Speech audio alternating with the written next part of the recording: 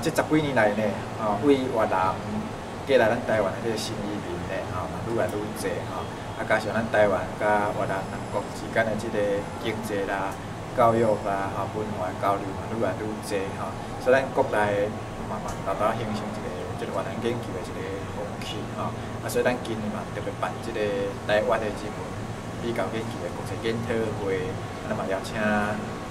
20几位的这个越南学者，以及其他的国际上真有名的这个学者，做越南研究真有名的这个学者呢，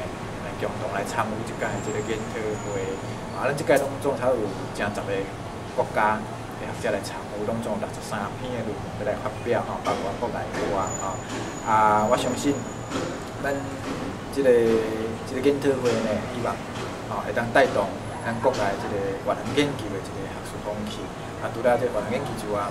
嘛当甲咱台湾的这个台湾研究呢来做一个对比